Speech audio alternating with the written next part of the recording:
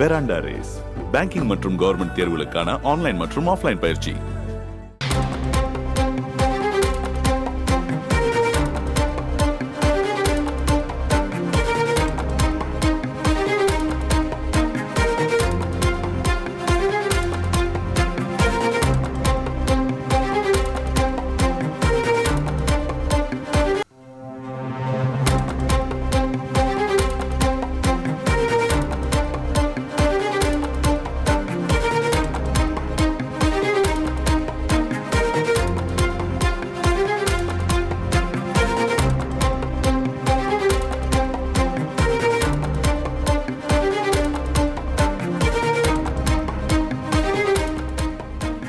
நெல்லை மாவட்டம் பாபநாசம் அருகே மக்களை அச்சுறுத்தி வந்த சிறுத்தை சிக்கியதாக முக்கிய செய்தி வெளியாகியிருக்கிறது.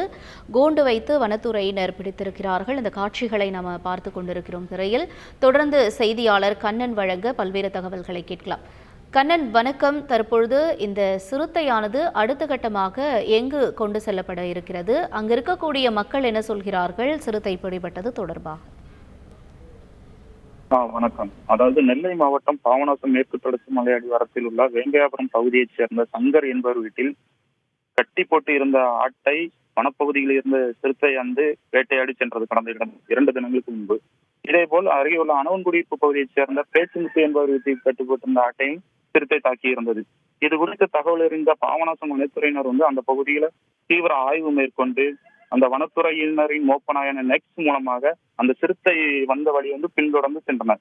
தொடர்ந்து அந்த நாய் மோப்பம் பிடித்த இடத்தை வைத்து சிறுத்தையை பிடிக்க கூண்டு வைக்கும் இடத்தையும் தேர்வு செய்து நேற்றைய தினம் அந்த வேம்பையாபுரம் பகுதி மற்றும் அந்த அனவன்குடியிருப்பு பகுதியில் அந்த சிறுத்தை வரக்கூடிய பகுதியை கண்டறிந்து கூண்டு வனத்துறையினர் சார்பாக கூண்டு வைக்கப்பட்டு தொடர்ந்து வனத்துறையினர் அந்த பகுதியில் தீவிர ஆய்வு மேற்கொண்டு வந்தனர். அதாவது வேம்பையாபுரம் பகுதி மற்றும் அனவன்குடியிருப்பு பகுதி என இரு பகுதிகளிலுமே வனத்துறையினர் அந்த கூண்டை வைத்து தொடர்ந்து கண்காணித்து வந்திருந்ததுனால இந்த நிலையில பாபநாசம் அருகே அடிவாரத்தில் உள்ள அந்த வேம்பையாபுரத்தில் வைக்கப்பட்ட இந்த கூண்டுல இன்று அதிகாலை ஒரு 3 மணி அளவில் சிறுத்தை ஒன்று அந்த கூண்டில் சிக்கியுள்ளதாக வனத்துறையினர் தரப்பில் தற்போது தெரிவித்துள்ளனர்.